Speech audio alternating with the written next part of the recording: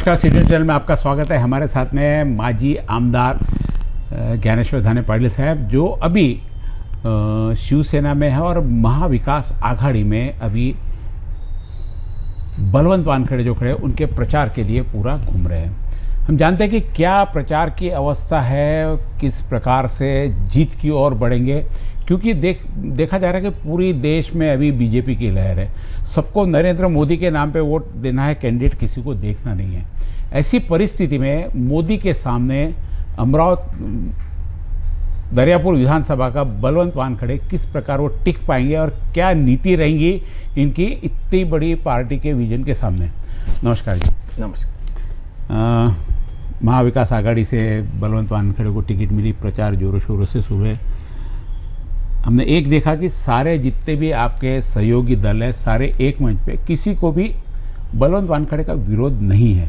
हाँ, यहाँ तक कि हमने अभी देखा आपकी पहली सभा भी हुई है, यानी राष्ट्रवादी वाले भी आपके साथ में, सेना वाले भी ताकत से काम कर रहे हैं। कांग्रेस में भी जो हमेशा मनमुटाव रहता था, कांग्रेस वाले कांग्रेस की सीटें गिराते थे, लेकिन यहाँ वो चीज़ देखने को नहीं मिली। लेकिन उसके बावजूद पूरे देश में अभी मोदी की लहर चल रही है। हर व्यक्ति कहता है कि हमको मोदी को वोट देना है।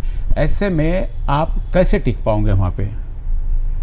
मोदी जी की लहर देश में है, इससे तो मैं पूरी तरह सहमत नहीं हूँ।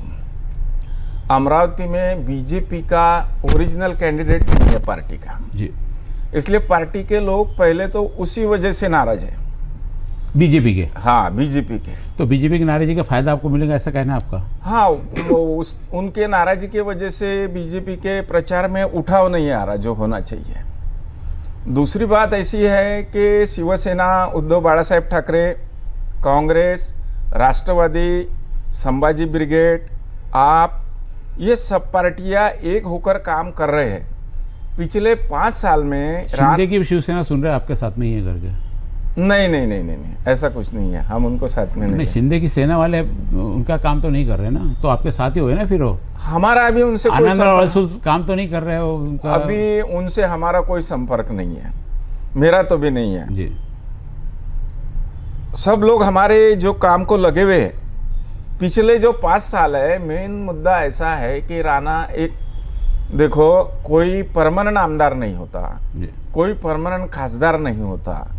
तुम 10 साल है, 15 साल है, कोई 5 साल है, लेकिन पिछले 5 साल का जो बर्ताव रहा राणा कंपनी का, वो ऐसा है कि हमारे पहले कोई खासदार हुआ नहीं, हमारे बाद में कोई होगा नहीं जी। ये बात अमरावती वालों को खटक रही है, और पिछला 5 राजनीतिक लोगों को, जनता को भी खटक रहा है। और विरोध राजनीतिक है, जनता का विरोध नहीं देखने में, राजनीतिक विरोध ज्यादा दिख रहा है। नहीं, लोग भी परेशान हैं, वो मतदान में दिखेगा जी। और ज्यादा वादग्रस्त हो गए।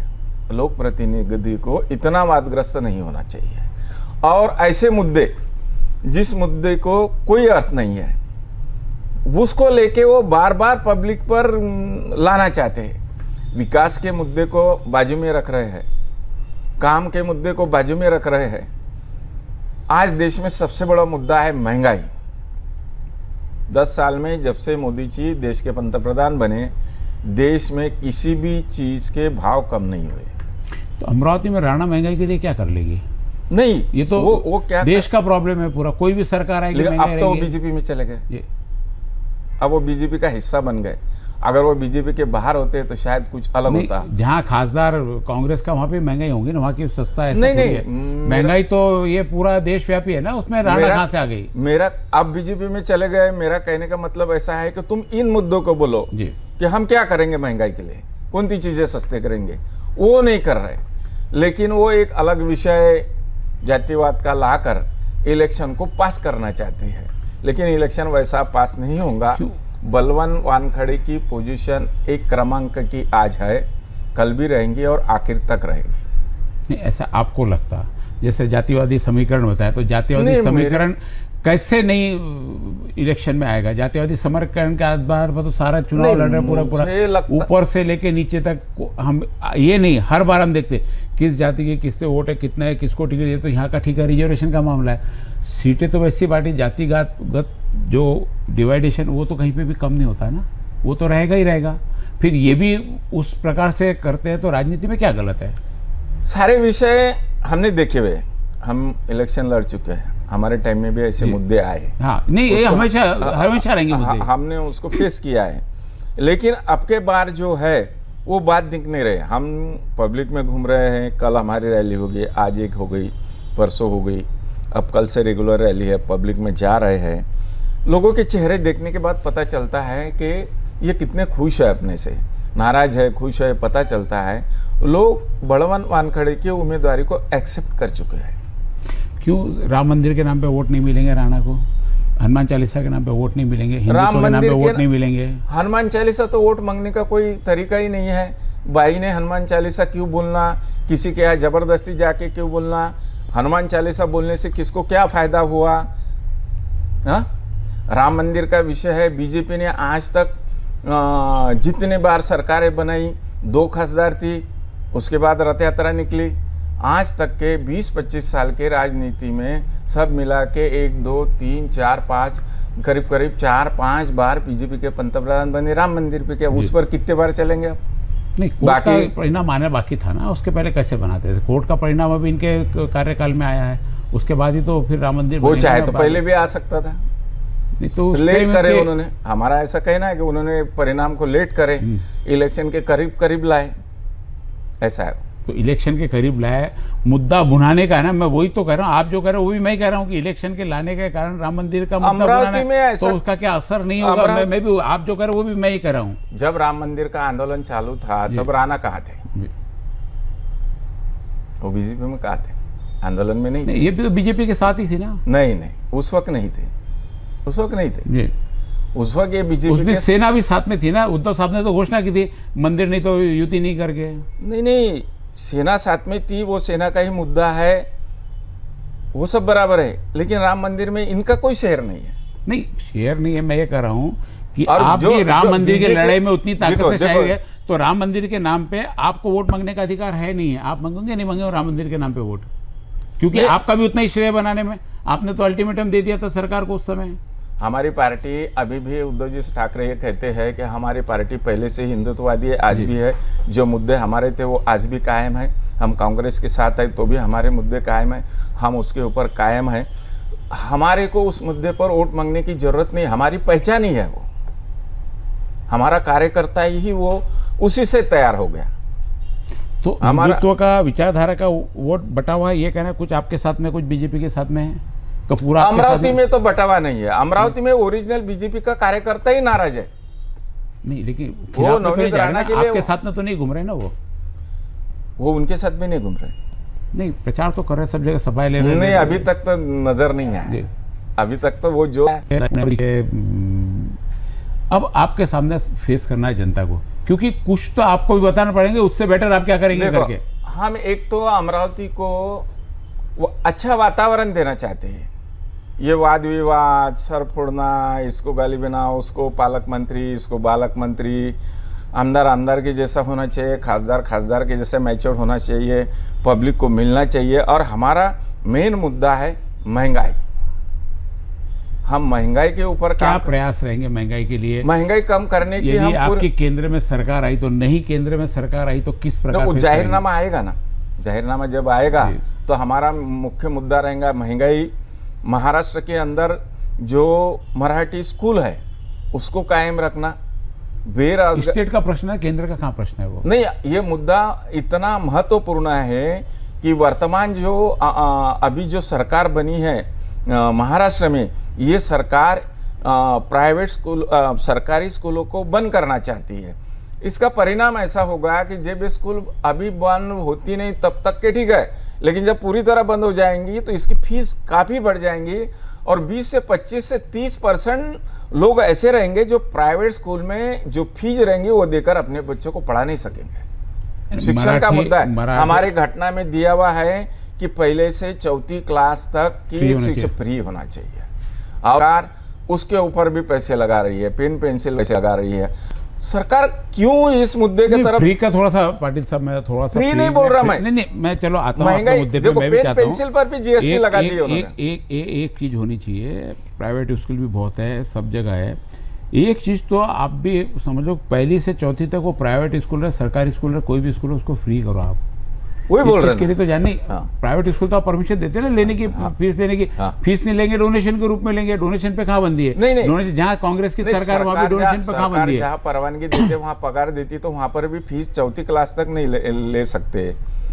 हम आगे भी ये सरकारी जो स्कूलें हैं ये महाराष्ट्र में अच्छे स्टैंडर्ड बनकर सही तरीके से चले, क्योंकि सर्वसामान्य जो वर्ग है, शेतकरी वर्ग है, जो सर्वसामान्य गरीब वर्ग है, उनका बच्चा ज़्यादातर उतनी पढ़ाई कर सकता है कि वो शिक्षक की नौकरी ले सके, पियून की नौकरी ले सके। आपको ऐसा नहीं लग रहा कि आप आमदार के लिए खड़े हो, महाराष्ट्र की बात कर रहे करके? अपन लोकसभा की बात कर रहे हैं अभी।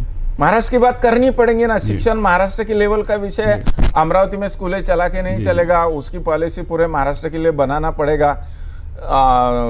अभी आरोग्य की परिस्थिति ऐसी है कि सरकार ने जितनी योजनाएं बनाई है, उस योजनाओं का जो प्राइवेट हॉस्पिटल में ऑपरेशंस इन लोगों ने करवाए हैं उसके पेमेंट नहीं हुआ अभी तक। अच्युत महाराज हॉस्पिटल का 8 करोड़ रुपए का पेमेंट 2 साल से रुका हुआ है।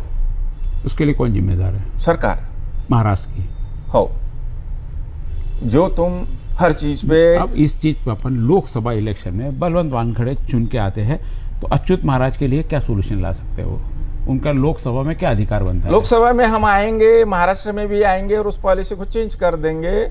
इस चीज़ों की तरफ ध्यान देंगे। इन्होंने जो गलत चीज़ों पर पैसा डाइवर्ट किया है, अभी आपको भी पता नहीं होगा, समृद्धि महामार्ग का 1 किलोमीटर का खर्चा 270 करोड़ है, जबकि 270 करोड़ रुपए डेवलपमेंट में आता ना, विकास कर रहे हैं ना ये लोग। तो 1 किलोमीटर में 270 किलोमीटर, 270 करोड़ में एक तहसील के रास्ते हो जाते। तुमने सर्वसामान्य आदमी का फंड निकाल के वहाँ डाइवर्ट कर दिया। योजनाएं इतनी बड़ी लिए, उसके लिए तुम्हारे पास प्लान होना चाहिए। जब हम एक कार्य करते हैं घर में, हमारा रेगुलर खर्चे का पैसा निकाल के अगर हम शादी में लगा देंगे तो फिर तुम 12 महीने खाएंगे क्या? बाकी दोनों तरफ का बैलेंस बराबर होना चाहिए। सिर्फ तुम बड़े प्रकल्प में अगर गवर्नमेंट का बड़े से बड़ा गवर्नमेंट का प्लान पूरा उसमें डाल देंगे तो फिर तुम स्कूल का पगार नहीं दे रहे, पेंशन नहीं दे रहे, हॉस्पिटल के पैसे नहीं दे रहे, जितनी योजनाएं हैं एक दो को दे दिए पैसे। योजना आती 2-4 लोगों को लाभ आता, उसका फोटो आ जाता, बाकी योजना बंद हो जाती। ऐसा हो रहा है ना। महाराष्ट्र में कई योजनाओं पे पैसे नहीं है। जो ये पॉलिसी बदलनी जरूरी है कि टैक्स ये वसूल करते और राज्यों को टैक्स देते नहीं, फिर ये जो गवर्नमेंट पे खुश है उनको देते, या तो फिर विरोधी पार्टी ना। अभी यहाँ पे महाराष्ट्र को ये तो ये हो गया ना, केंद्र में जिसकी सरकार है, स्टेट में उसकी सरकार है, तो उनको फंड मिलेगा। ये तो आप सीधा उनको प्रमोट कर दे रहे, आप तो प्रमोट कर दे रहे अभी कि भाई केंद्र में जो सरकार है, स्टेट में वही चुन के, तो उन्हें तो फंड नहीं मिलेगा। नहीं फिर ये तो किसी को नहीं दे रहे ना, ये इनके भी गवर्नमेंट को नहीं दे रहे, फंड ही नहीं इनके पास। देश की सबसे बड़ी प्रॉब्लम ये है, इन्होंने टैक्स बढ़ाया, ये प्रॉब्लम नहीं है। टैक्स बढ़ाने के बाद पैसा ज्यादा वसूल होने के बाद में पैसा कहां गया? पैसा नहीं है गवर्नमेंट के पास। पूरी सरकार बदलनी पड़ेगी, अकेले बलवंत वानखड़े बदले आशा नहीं है। लड़ाई लड़ने से ही जीत होंगी ना। अमरावती का एक खासदार आएगा, एक बुल्ढाने का आएगा, तो ऐसा का एक करके ही सरकार बनेगी ना। हथियार डालने से थोड़ी होगा। महाराष्ट्र में क्या लगता है कितने खासदार चुन के आएंगे महाविकास आघाड़ी के? महाविकास आघाड़ी के तो ज्यादा से पूरी हो गई सब जगह की, कुछ जगह बाकी अभी करीब हो गई। मुझे तो ऐसा लगता है महाराष्ट्र में उद्धव बाला साहेब ठाकरे के पार्टी के 90% खासदार आ जाएंगे। कितने खड़े हैं अभी? 22 है करीब 90% खासदार आ जाएंगे। 17-18 खासदार आने की संभावना। और उसमें बलवंत वानखड़े कांग्रेस के खासदार रहेंगे। अभी मैं कल वर्धा जाके आया। विदर्भ में सबसे अच्छी पोजीशन अमर काड़े की जी। धक्कादायक निकल आएंगे। अभी इलेक्शन शुरू हुआ है, सिर्फ लोग त्रस्त है। जो खाद का एक बोरा 10 साल पहले इनकी सरकार आने से पहले किसान के लिए यूज आता, जो खेती में हो, जो 300 रुपये का था, उसकी कीमत आज 1200 रुपये है। आखिर महंगाई बढ़ाने का पैसा जा रहा का।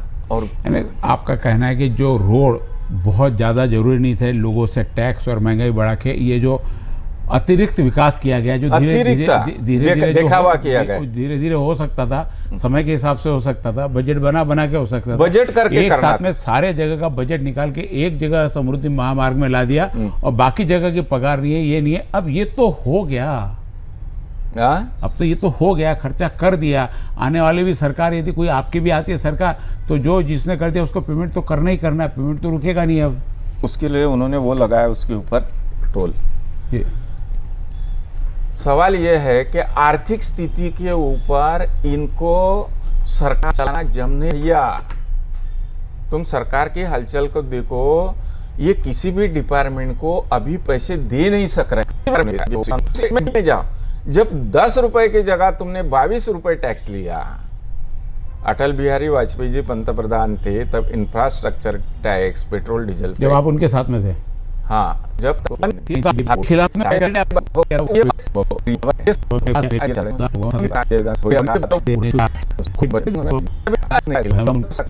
इसलिए थोड़े लोग चुन के राष्ट्रवादी के बीजेपी में चले गए। इन सब चीज़ों को कहीं आप भुना पाएंगे? इसमें उसके मुद्दा रखा है कि आपने हमारे साथ में ऐसा हुआ, ये लोग पूरी सरकार लेके चले गए, अब हम वापस आपके सामने आए तो लोग फूल बोलेंगे तुम्हारे नहीं संभाल सके, तुमको क्यों वोट देना? ऐसा कहीं आ रहा दिख रहा है ऐसा माहौल? शिवसेना से जब भी लोग निकले जी, वो बाद में बर्बाद हो गए।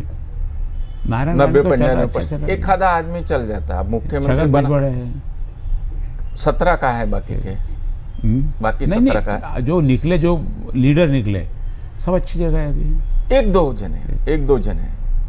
दूसरी बात ऐसी है कि महाराष्ट्र में हमारे इलेक्शन का प्लस पॉइंट ये है, उद्धव जी ठाकरे इन्होंने कोरोना के पीरियड में किया हुआ काम, मुसलमानों की उन्होंने जीता हुआ दिल, और उनके बारे में अभी जो सहानुभूति है वो बहुत, सहानुभूति वोट में कन्वर्ट होंगी। हाँ, बहुत प्रचंड सहानुभूति है। और महाराष्ट्र की जनता एक मुद्दा छूट गया अपने चर्चे से, फोड़ा-फोड़ी से परेशान हो गए। पूछा ना कि जो 40 लोग गए, मैंने पूछा उससे परेशान हो गए लोग, ये नहीं होना। दूसरे मैंने लिया कि जो उन्होंने किया, राष्ट्रवादी पूरी फोड़ा, आपकी सेना पूरी फोड़ा, उन चीजों का आप क्या जनता में जाके ये चीजों से वोट की अपील करोगे कि ऐसा हुआ करके? उसका फायदा ये है हमको, देखो ले जाने के बाद उनको इज्जत नहीं दी है उन्होंने जी, उनको टिकट काट दी है, उनके मतदार संघ काट दी है। पैसा दिया ना, फिर क्या है, सब चीजें थोड़ी देंगे। हाँ, पैसा दिया होगा ना, फिर सब चीजें थोड़ी देंगे। तो पैसे दिए गुवाहाटी आप मुझे तो नहीं मालूम, आपको नहीं बोलते लोग बोल रहे भाई 50 होके एकदम ओके, वो डायलॉग पूरा आखिरी तक चला, किसी ने विरोध नहीं किया, अकेले बच्चों करोड़ों ने विरोध किया। उस विरोध के चक्कर में आज उन्होंने लोकसभा उम्मीदवार खड़ा कर दिया। जब बीजेपी ने उनको संभाला नहीं है, वो शिवसेना वो खत्म कर रहे, तो ये शिवसेना तो रहेंगी ना। लोगों को एक शिवसेना तो महाराष्ट्र में होना ही शुरू से, जैसा कुछ पॉलिटिकल लोगों को महाराष्ट्र में शरद पवार साहब का एक नेतृत्व होना कहीं तो भी किसी भी जगह, उसी प्रकार ये शिवसेना भी होना ऐसा लोगों का। चुनाव के बाद में एकनाथ शिंदे की क्या स्थिति रहेगी? लोकसभा चुनाव के बाद में स्थिति तो अभी खराब है, आधी सीटें अभी रिजल्ट आने के है ना। हाँ, अभी ठीक है, फिर भी जो सीटें खड़ी है उसके बाद रिजल्ट आएंगे, आधी फिर उसका बीजेपी का क्या, क्योंकि बीजेपी को काम था, बीजेपी ने अपने साथ में रख लिया। अब लोकसभा के बाद में एकनाथ शिंदे का काम रहेगा नहीं रहेगा, विधानसभा में उनका काम रहेगा नहीं रहेगा, क्या लगता है? एक अनुभव के आधार पर आधी पोजीशन तो आज ही खराब हो गई जी, बची हुई चुनाव पे खत्म हो गया, 25% बचेंगी। क्या वापस इस चुनाव के बाद में भी वो मुख्यमंत्री रहेंगे? अगले चुनाव तक का वापस सरकार ये इनको फिर हटा देगी वापस, ऐसा लगता है? उन्होंने थोड़ा अजित पवार को महत्व ज्यादा दिया जी, उनको ज्यादा सीटें दी, इनकी ज्यादा सीटें थी, इनकी कम सीटें कर दी है। तो नाराज होने का हक तो है नहीं ना अभी एकनाथ शिंदे साहब को?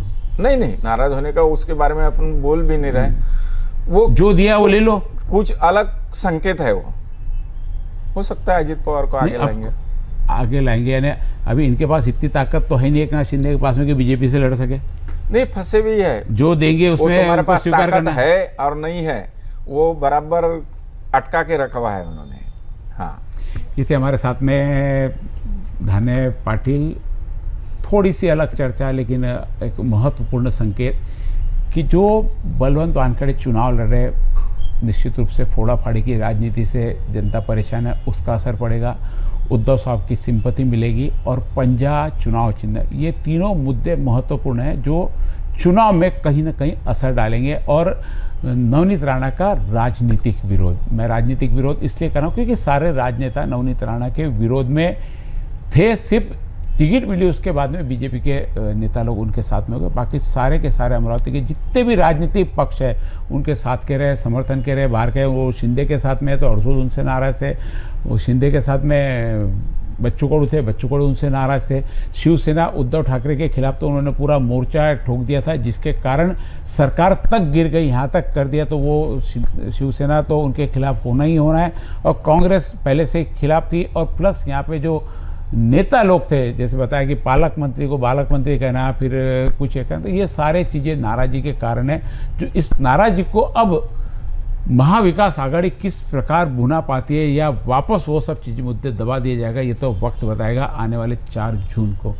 आपने आए स्टूडियो में और महत्वपूर्ण जानकारी दी, उसके लिए बहुत बहुत धन्यवाद। ये चैनल आप यूट्यूब पे, फेसबुक पे, इंस्टाग्राम पे सभी पे देख सकते हैं। और यदि आपने हमारा चैनल सब्सक्राइब नहीं करा तो सब्सक्राइब करें। आप टीवी पे भी पूरे अमरावती शहर में, अमरावती ज़िले में ये चैनल देख सकते हैं। अपने केबल ऑपरेटर से संपर्क करें यदि आपके यहाँ चैनल नहीं दिख रहा है तो। और ऐसे ही मुद्दों के लिए फिर वापस आपसे मिलेंगे। नमस्कार।